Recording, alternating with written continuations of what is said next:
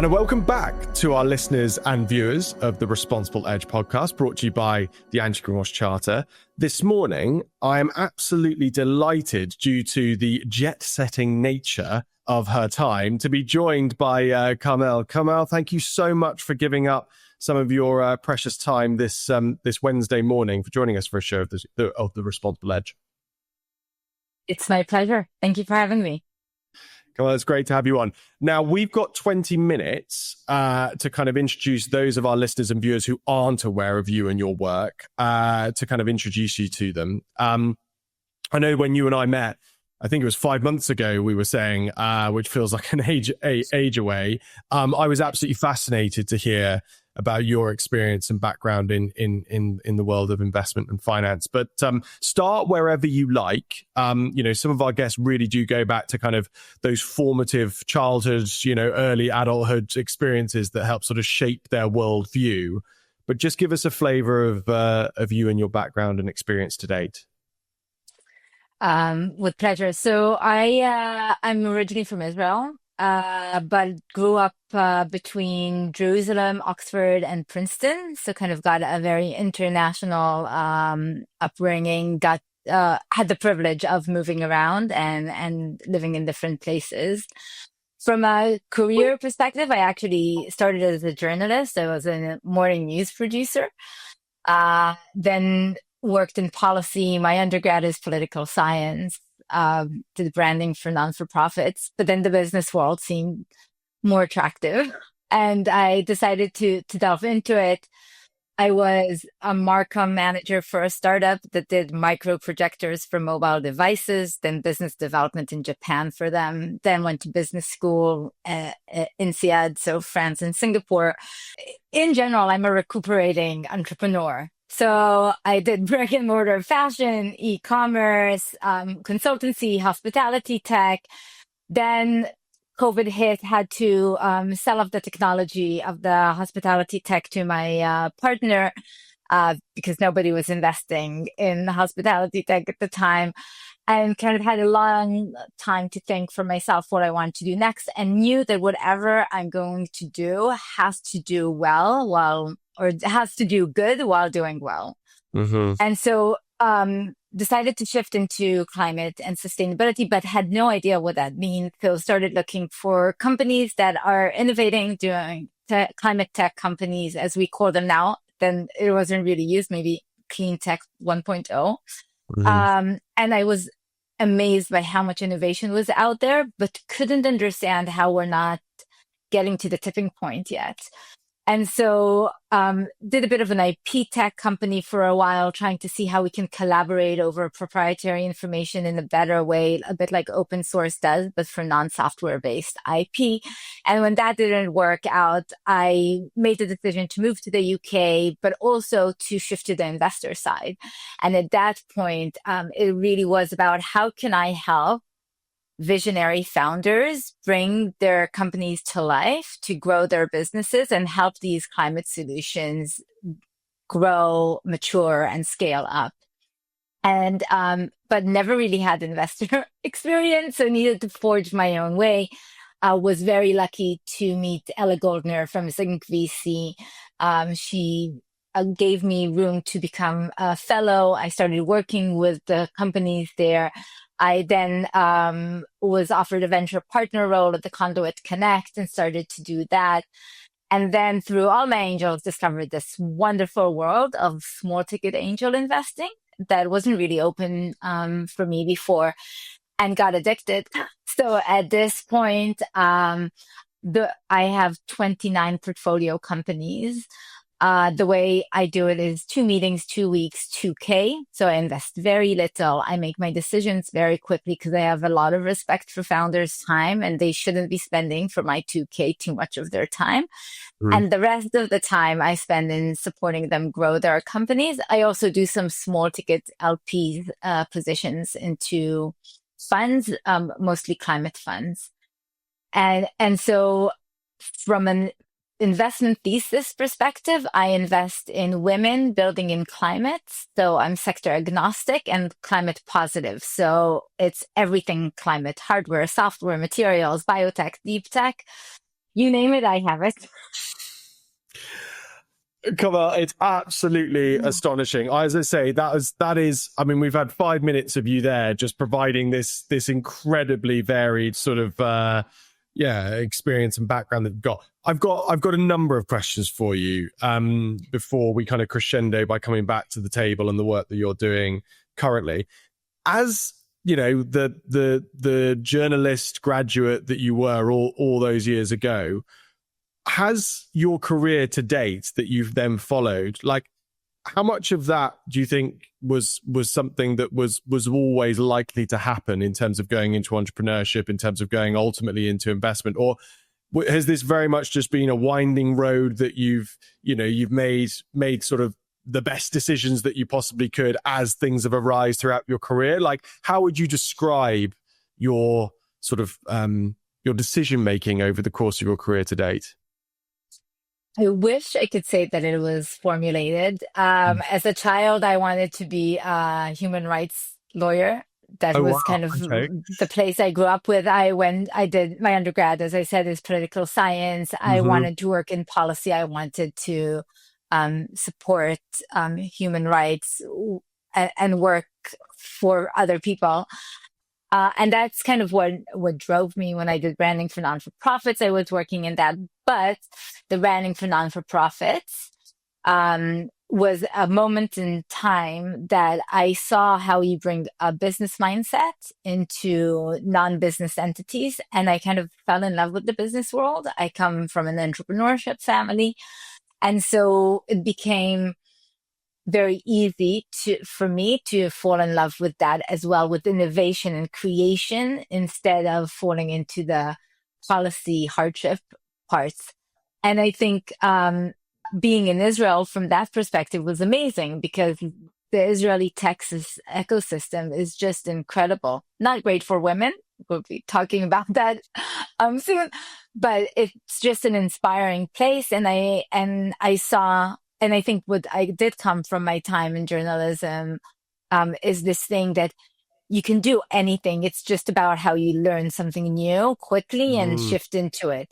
And so I decided to teach myself something new. And that, if there's anything that passes through my career, is that if I want to do something and I don't know how, I just teach myself and continue forward. That, I have to say, I'm so pleased you picked up on that, because as soon as you described, what you had done, the thing that struck me, and I mentioned this to guests that I think have really embodied this, is that it's clear that you've really acted with courage in your career and made decisions, as you say, moving into things that perhaps, you've not got the academic background in, or you've not necessarily got huge amounts of experience in, but you've got a curiosity and a drive and a determination to say, no, I'm going to learn, I'm going to cut my teeth on this, and I'm going to learn what is necessary in order to be able to work within it. Let me ask you about, and I've got your whole career kind of, so hopefully sort of spanned out in front of me in my mind here. When you mentioned that obviously you went through a number of entrepreneurial roles, and then you beautifully described it as you wanted to then start doing something that did well, but also did good. Can you recall, like, what influenced that thinking, or, whether or not it was something external, whether or not it was something to do with your own personal experience of being an entrepreneur? Like, what drove you at that point to say, no, my next focus needs to be on doing something in the impact zone, if you like?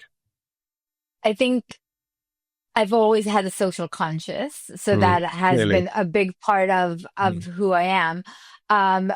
But as banal as it sounds, I was sitting at my kitchen counter looking at my kids, and it was COVID, it was lockdown, and it felt like the world is ending. And at a certain point, I said to myself, whatever I do now cannot be about making something for somebody to just buy. Mm-hmm. We have to think about things on a different level.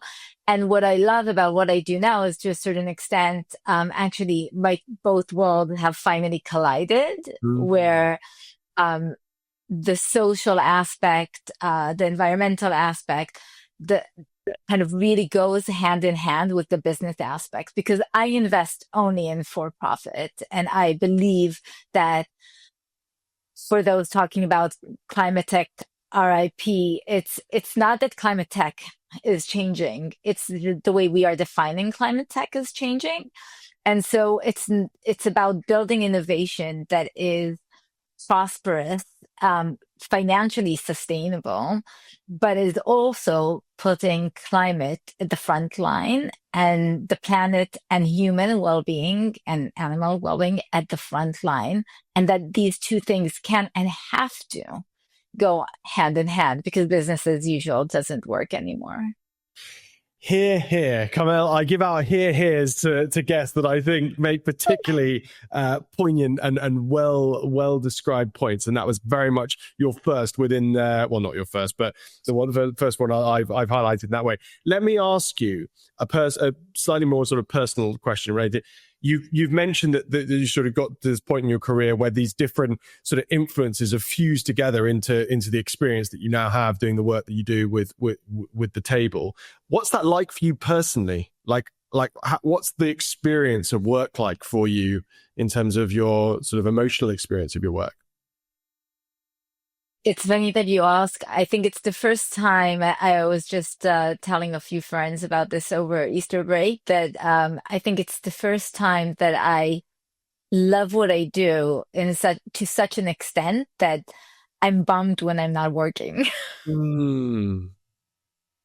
What a wonderful place to find yourself. For it to be such I would concur with that. I literally have had conversations with, if you can find work that really doesn't feel like work to such an extent that you just think about wanting to get back to doing more of that thing that draws so much gratification and so much satisfaction for you, like you've hit the absolute jackpot, I think, in terms of your working experience.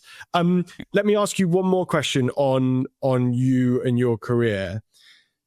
If you think about the rest of your career now, you get your crystal ball out, if you like, and you think about the rest of your career, what would success for you look like over the course of the rest of it? So maybe this is a good time to stop for a second and talk about the table, because we got to everything until what I'm actually doing right now. Perfect. But because doing that at growing scale over time, that is what I hope my life will look like for the next decade, at least, let's say. So I started angel investing, and through Zinc, and the angel investing, met a wonderful woman named Julie Blaine that had a very similar investment thesis to my own. We started to co-invest and have more and more conversations. And at some point, we were continuously sharing our frustration about the fact that these incredible women that we're seeing around us are building phenomenal solutions ventures that have the potential to be profitable, that are VC backable, that are changing the world, are thinking of consumption, about circularity, about energy, about food systems, about agri-tech in a whole other way, but they are not getting funded like their male counterparts. And so the statistics shows that women raise substantially less than men, that it takes them nearly twice as long, and that their valuations are lower. And so Julie and I sat there and said, what can we do to really help and do it differently? And because we're not investors in nature, so we have not come from venture capital, we didn't grow up in those ecosystems, going to build a fund was a bit less direction we wanted to take it. And so for the first step, what we said is, we want to make sure that every investor out there has access to this incredible pipeline that we know exists. Mm-hmm. Because when we hear investors, a lot of the time they say, we really want to invest in women, of course, but there's just not enough women out there, or women are not building for VC. They like small businesses. They think differently. It's just not VC backable. And that is not true. Women are building incredible businesses. They look at things sometimes differently. They build sometimes differently, not necessarily because they want to, sometimes just because they have so much less resources. But there are hundreds, if not thousands, of women that are building climate positive solutions that are VC backable out there. And we built the table as a community that will enable every investor, a syndicate lead, a fund, a family office, a CVC, debt allocators, the opportunity to come and see that the pipeline exists and to co-invest along one another. And so the table is a non-commercial community that invites these investors to come and share deals that they are actively investing in that specific round, pre-seed to A, with at least one female founder holding substantial equity. For us, that means that it's equitable to male counterparts, and building anything that is climate positive. And that can be hardware, software, materials, deep tech, biotech. It's not only about carbon. We've launched 10 months ago. We have 225 funds globally with an AUM of over 10 billion among them. We've shared 32 deals. We have a 33rd deal coming through as we speak. 10 of them have closed. Some of the companies at the table found their lead through us. Some have found follow-on tickets through us.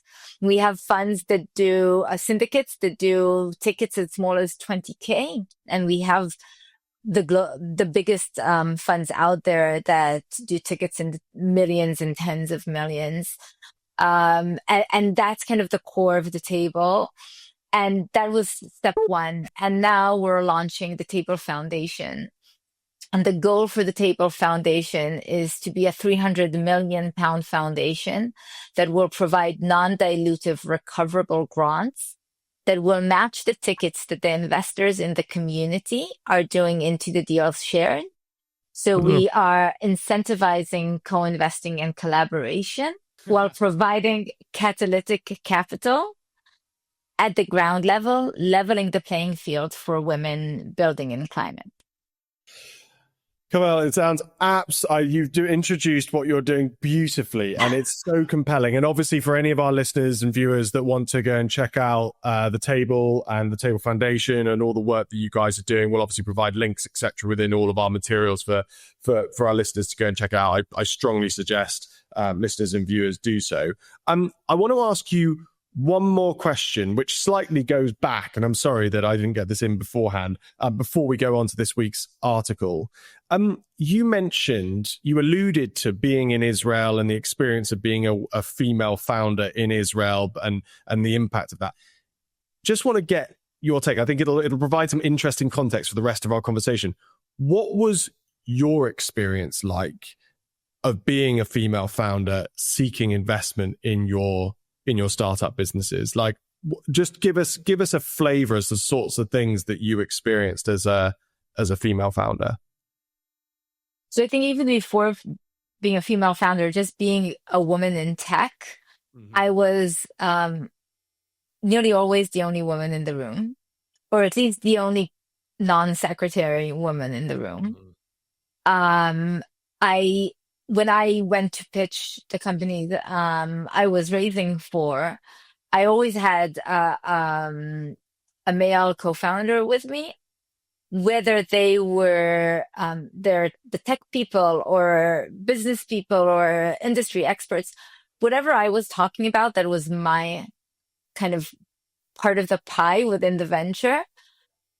Any room we stepped into, always refer the questions to the men in the room. And when my partners, my co-founders, were doing the pitch themselves, the questions were substantially different than when I was pitching. And I think this is a while back, and definitely earlier in my career, some things are not acceptable today. But I became an entrepreneur mostly because I had no other option, because I was 28 out of INSEAD. It was 2009, so business wasn't doing great. But most of the meetings I went to was, you're newly married, you're 28, aren't you going to have kids now? And so I think their only way was to forge my own path. And that's kind of where the entrepreneurship came from, because we need to create our own rules. We need to create our own ecosystem. And I think I didn't have that. We didn't have female founder communities. We didn't have female investors having our back, or definitely not as much as there is out there today. And even with that, the statistics have not changed. Women still get 2% of VC funding. Women are still asked about why they will fail instead of how they will grow and where they will succeed. And it's very saddening to see that the data doesn't change over time. Joelle, that was, I was going to pick up on two things that you said there, and one of them was going to be, you mentioned that the questions were different. Is that what you're alluding to? That men were asked, how are you going to succeed? Women were asked, why is this going to fail? Almost there's just a negative bias when asking a female founder or a female entrepreneur in the room. Are there any other examples? Yes. So there's known research about that out of Harvard. It's a bit old at this point, but all investors, men and women, hold biases against female founders. And so women are always thought about in the risk perspective, whereas men are thought of as an opportunity perspective. Always might be a bit harsh, but statistically speaking, that is the trend that is being seen. And that goes further on. So when women succeed, a lot of the time it's about who was around her that helped her succeed. And that's mind-boggling, because other research will show that women and diverse teams, by the way, in general, outperform all male teams. They have 30 to 35% higher ROIs. They reach unicorn status faster, and they get better return on the money. So women are a good business bet. They're a good financial bet, and they still do not get the funding. So when investors say, but we are a for-profit business, we want to maximize our profits, not allowing women to play in the same playing field is minimizing everybody's profits. And right, Carmel, let's. I'm inclined to just ask you more questions and lead on from the points you just made there. But just for context, because I think we've kind of alluded to stats, etc. Let's just introduce this week's article, or this show's article. I think it was Leah Garden in Trellis from January this year. Would you mind just providing a bit of a summary of what that article sort of discovered, if you like, or mentioned or covered, and then just picking out from it whatever you thought were the most interesting salient points from the piece? Sure. So the article looks at the PitchBook research, which is a great source, and they talk more about the amount of deals and the money that is happening in the US and climate specifically, but the numbers are always kind of the same. So women get 1 to 2% of funding. Mixed teams get about 10% of funding, maybe 15% of funding. 80% of money in VC, and the same goes in climate tech, go to all male teams. So they reflect that data in a bit of a different way, but that's kind of the gist of that information. And then they go back to the data that shows that women overperform time and time again. The interesting part in that article, where I had a bit of an issue with, was that the article ends by saying that there is a pot of money that's coming in from corporates that are working and investing into solutions that will help them for incoming regulations and changes throughout their different industries. And that is true, by the way. We are seeing less VC money coming in, and we're seeing about 25%, I think the latest data shows, of money that is coming in is coming from corporates that are investing in climate tech solutions.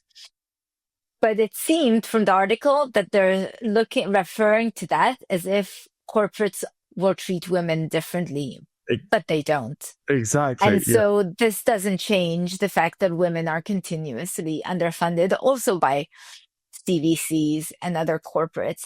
Now, there are wonderful wonderful investors out there that are working hard to check their biases, that are looking actively for this pipeline, that are asking themselves, what can we do differently so that we have this pipeline that is coming in? And I think we are on the verge of a change, but we need help.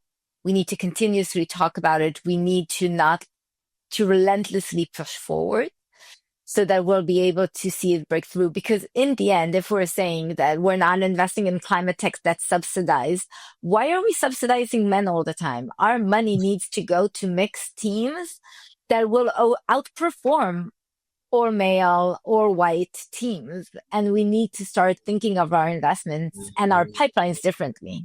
And Carmel, you've again, you've absolutely nailed that. And by the way, for any of our listeners that want to go and check out the article that Carmel's just introduced, feel free to do so. We'll again link to it in all of our various materials. But that was a perfect summary. Okay, I'm so pleased you picked up on the last piece as well, the last bit within the article, because I just read that and I did think this feels like there's such a presumption that somehow this money that's coming from corporates is in some way going to be utilized in a different way, but there was no justification for why that would be the case. So I'm so pleased that you've picked up on that. Okay, as somebody who isn't in the investment world, who read this, I was just absolutely blown away, thinking presumably there is so much kind of data-driven analysis, return-driven analysis that looks at what are the best investments to ultimately make, and everything in this article and the research suggested points to investing in female-founded organizations is literally the way to generate the best return. So it was perplexing beyond belief to read that within the context of making data-driven, objective decision-making, that this whole situation would occur. It's the $64 billion question. I hope you've got a response to it. Why? Why is this happening? Why are these biases still in place when the data is just so evidently pointing us in a different direction?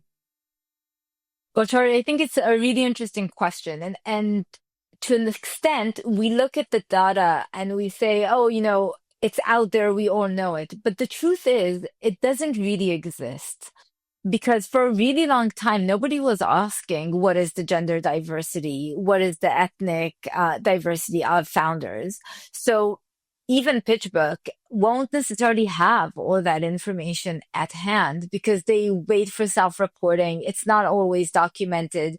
In Europe now, for ESG reporting, diversity is something that is asked for, but it's not done in systematically enough.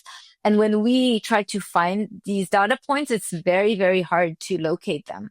So everybody kind of regurgitates the same information over and over again and structures it differently. But when you dive in, most of it refers to 3, 4, 5 reports, and that's about it.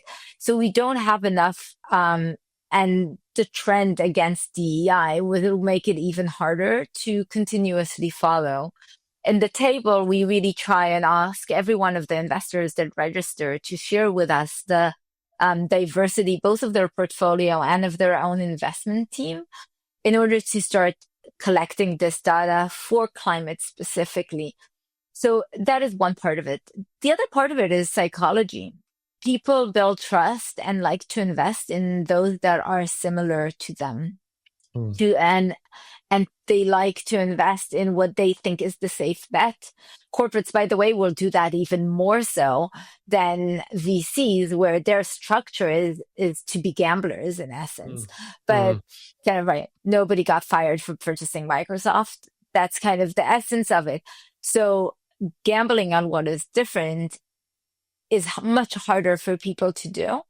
And it's very hard to put people in a place where they are asked to check their biases while not feeling criticized for what they have done previously.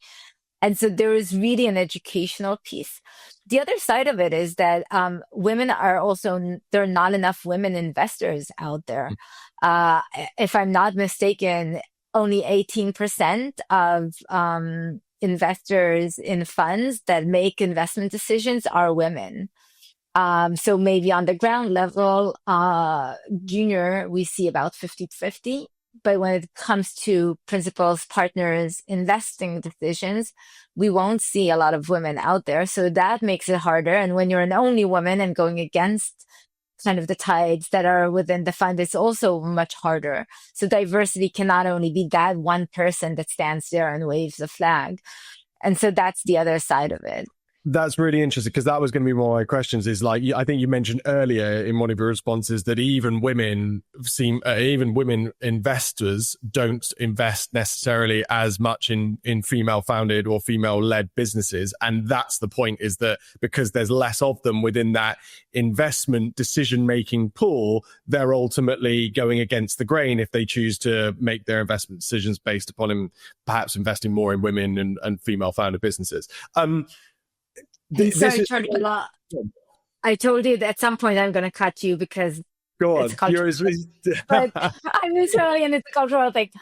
But but I think the other part of it is that we need to ask ourselves, how are we looking at our biases and changing our behaviors on a deeper level? Mm-hmm. And so women are making efforts. I just came back from the Invest in Women task force that is been running for a while now, and there's more activity in putting forward and saying we need to invest in women. There's also a room for angel investors. Not enough women are angel investing, and this is a shout out to any woman that has the ability to do small ticket angel investing. Consider it. This is the money that drives the change. This is what gives founders the early days of building and trialing. And I think we need to see a change of investors across the board. And by the way, you interrupt me whenever you like, because what you interrupt me to share is always absolutely brilliant. So that's the first thing to say. Let me ask you this, and again, I'm going to ask you the big, broad questions here. So feel free to kind of dive into some detail related to this as much as you like. Why are women outperforming men when it comes to entrepreneurship? Like what? Because it was perplexing to sort of hear this in this article and to read this, that even though women, outperform men, they essentially don't get the money that men get when it comes to, building startups and building businesses. But what is it about women that means that they're more successful?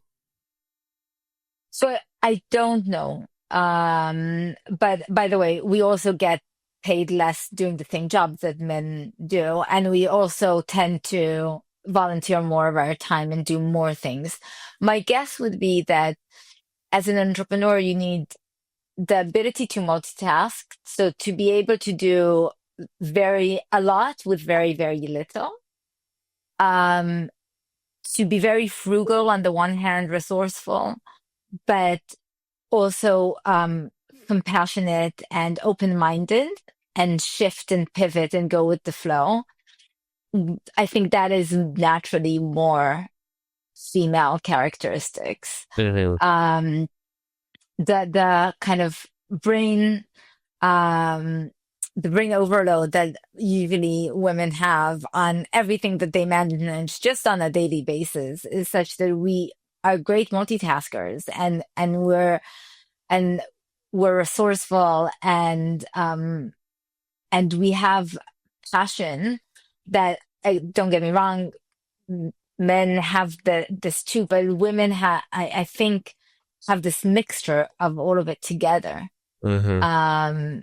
That leans into entrepreneurship, and kind of also this part of you don't have a choice because nobody's doing it for you.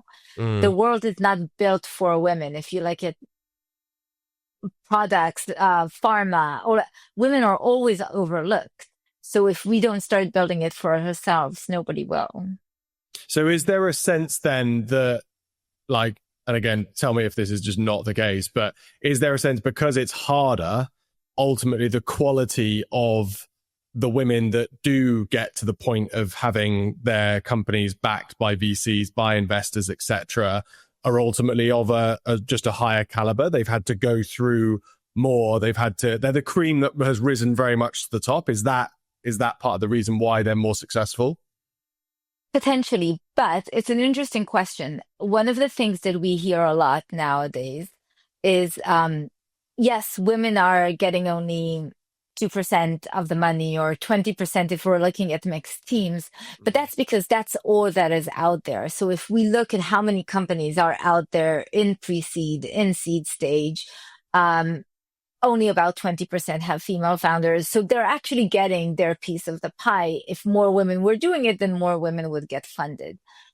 But that's going back to missing data. That's a really, really interesting part to look at, because we know anecdotally, there's no research. When we look at venture builders, if it's Techstars or Zinc or Carbon 13, women comprise between 40 to 60% of the cohort. And so they are there, they're building from very early on, but all of a sudden they disappear when it comes to the rounds.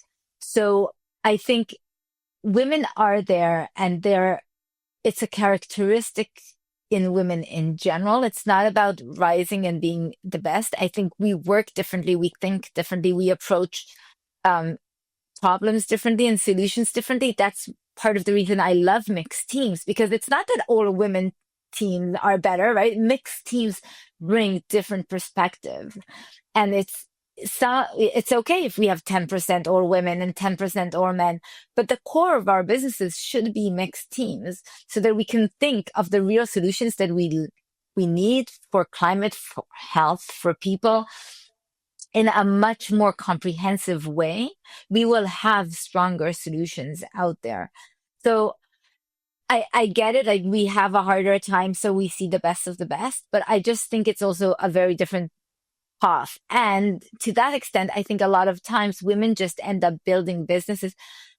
It's not that they're not VC backable, but women have learned to be self-reliant because they cannot rely on this money.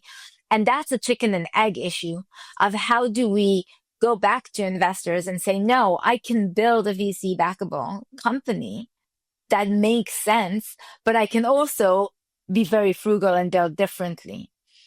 And the last part of that is that I think in general, we need to think of investors in climate in a different way. VCs bet on a huge amount of companies, and they hope to have one or two fund returners, and they let the rest of the innovation die at the sidelines, not because they're bad people, that's the model, right? But for climate, that doesn't work. We need all the innovation we can for climate out there. We need to have more investors that think about how are we building companies that aren't exponential growth, that are going to 100x everything, but how are we building more and more sustainable businesses that are going to give us 3, 4, 5x on our money, be good businesses that grow, and have our return profile just look differently. It won't be right for every VC fund, but I would hope to see more funds approaching their investment thesis differently.